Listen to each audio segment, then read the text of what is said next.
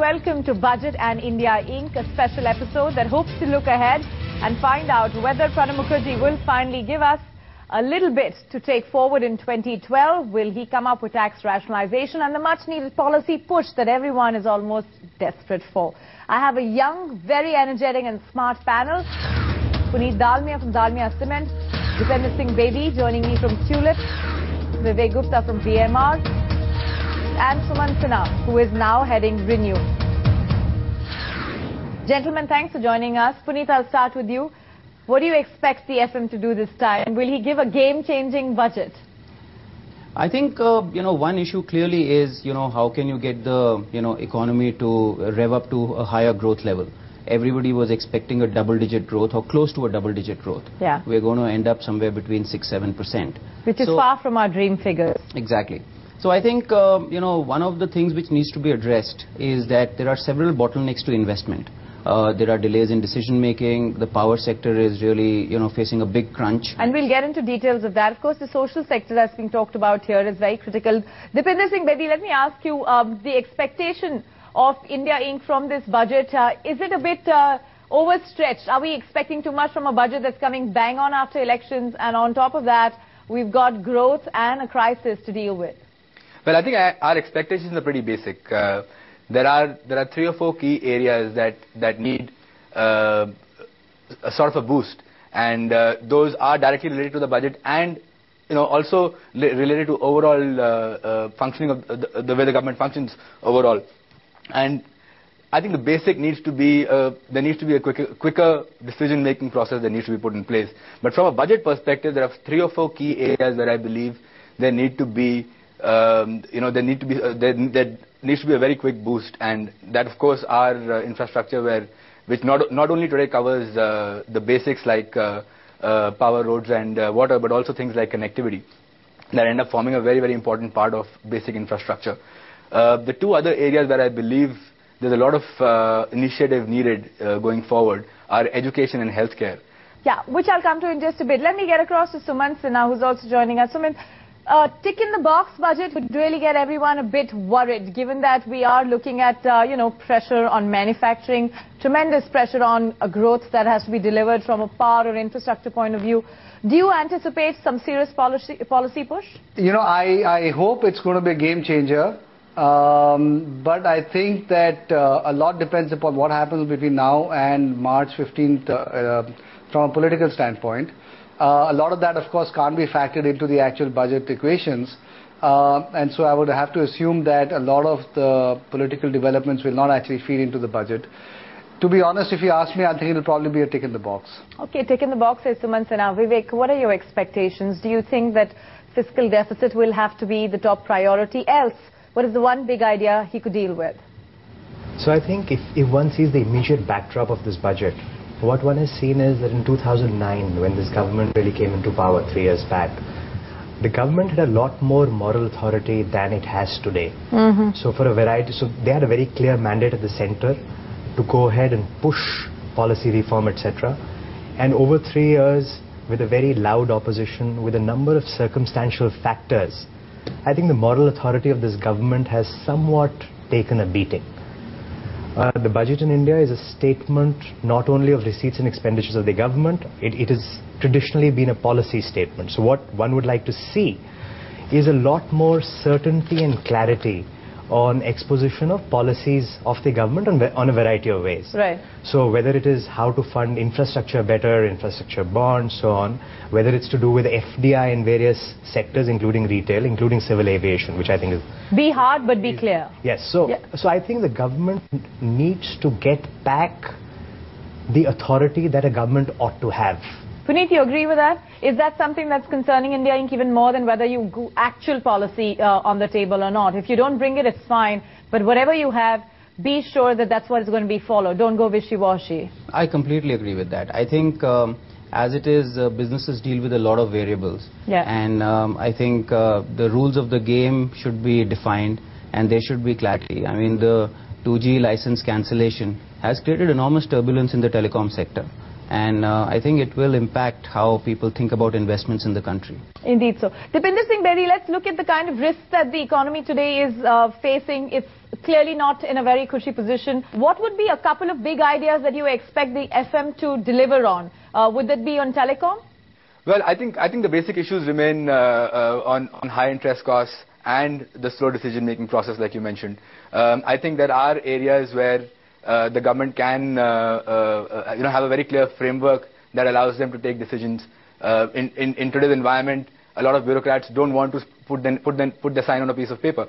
At the end of the day, then if there is a clear framework for them to take decisions, I think a lot of those could be speeded up. I also believe that the more and more money that the government takes, that at the end of the day means the interest rates are going to go up. And therefore, there are two ways of checking that. One, try and bring down the deficit, or two, increase the revenue, which I feel should be non-tax revenue as much as possible through things like disinvestment, through things like bringing strategic investors in, PSUs. I believe those can add a lot of value. Okay, let's get Sumant in. So, Sumant, really, this is one piece of the whole story, isn't it? The disinvestment piece, bringing in some sort of funds to plug the deficit. But that's not going to be enough by itself. We need to fix the fisc, and that needs to be done this budget, because we are precariously positioned. We cannot have a populist budget. It has to be a prudent budget. What could be, I think that the government has to really do something about getting the fiscal deficit under control. The target last year was about 4.5%. As you know, it's going to probably end up this year at anything between 5.5% and 6%. There may be slippages on a number of different areas, both on the spending side as well as on the revenue side. And that is a level of deficit that we as a country just cannot afford. Our total debt to GDP numbers are ticking up because the government is borrowing $20 billion more this year than it had originally targeted for. And we need to, and that has a crowding out impact, as you know, for investment. So I think getting the fiscal deficit under control has to be the finance minister's #1 priority this year. Where do you see, Puneet Dalmia, that they could actually raise more money? This investment is really only one arm of it, and we know that they're already falling short of their 40,000 crore target this time. It's not going to be able to sell the family silver, so-called family silver, all the time. What are the other ways to boost the revenue? I think they are trying to get more, areas into the tax net. So the service tax is one area where they are trying to get more and more, services included in tax. So that is one area. I think the other thing is, even although direct tax code is, delayed, a lot of MNC, businesses were not taxed properly in India, given the, offshore holding structure. I think that is again going to get plugged, as we go forward.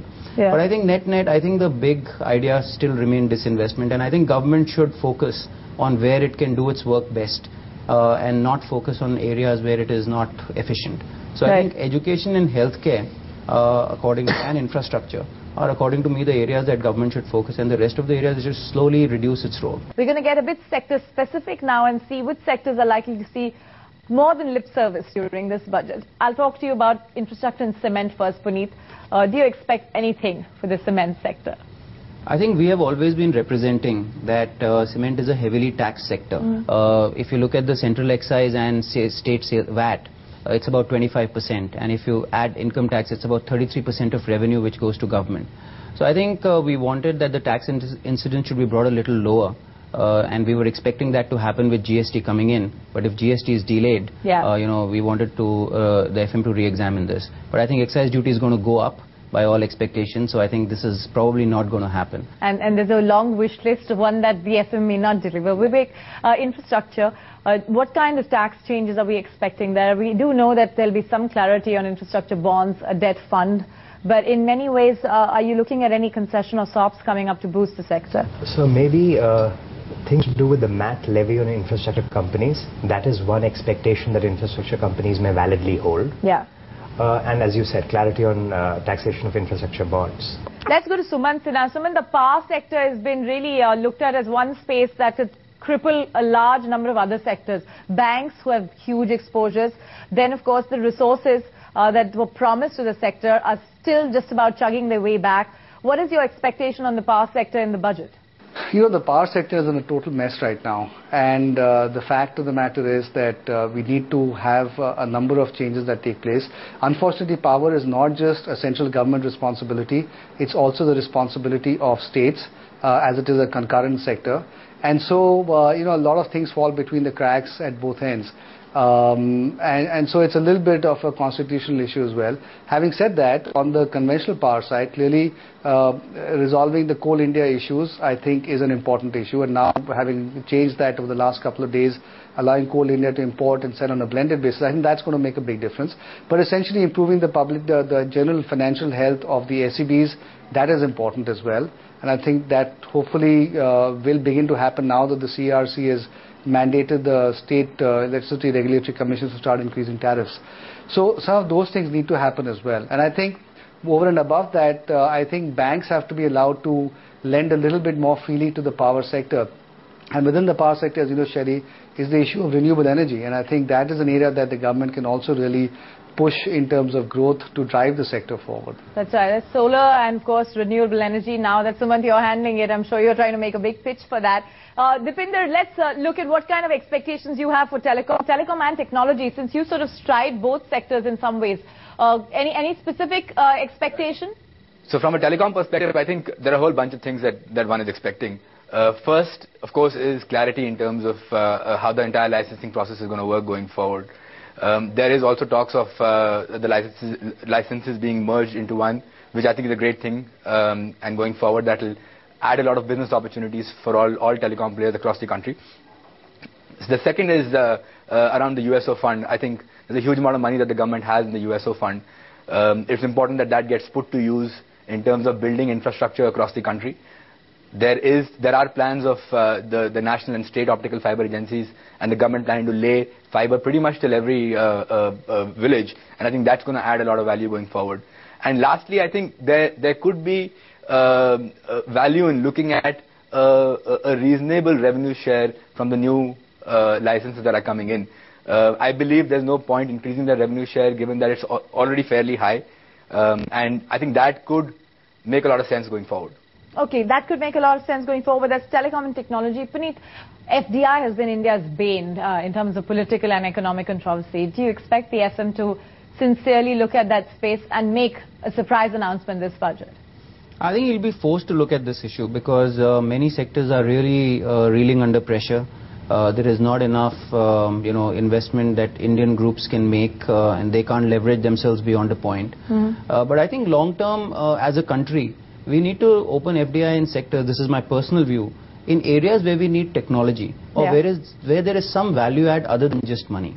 I think India has a lot of savings. We save 37-38% of GDP, and that savings can be very well channelized to develop India. In a $1 trillion economy, we are talking about $370 billion of household savings. So I personally think FDI should be strategically targeted. Are you disappointed by the way it's currently been approached? Absolutely. I think there should be more political consensus on where the country is going and how to take a decade or a 2-decade type of direction. Rather than having opposition for the sake of opposition. But Vivek, we know that's the reality. Do you realistically believe that FDI could be opened up, particularly in sectors that have been pending? We know insurance is a huge subject. It's been pending. Retail, multi-brand retail. Any hope? Well, this government is very keen to open up FDI in retail. I don't see that happening given the opposition that happened last time around. I think one sector that the government will be forced to look at is FDI at civil aviation. That's a sector that's come under tremendous pressure. That's also a sector where I think they will find it relatively simpler to build the necessary political consensus. Right. And I think that should be therefore seen as an easy win in the current very uncertain kind of political environment. Okay. So I don't anticipate anything happening to retail, anything happening to insurance, which are more longer-term plays in my mind. In this budget, if we see any kind of policy announcement on FDI, it's probably civil aviation. And it's almost desperate now. Sumant Sinha, what are your expectations? Banking and finance, retail I know is a sector that you worked in earlier. Are we all being a bit optimistic to expect that the FDI story would emerge or unveil in the budget this time?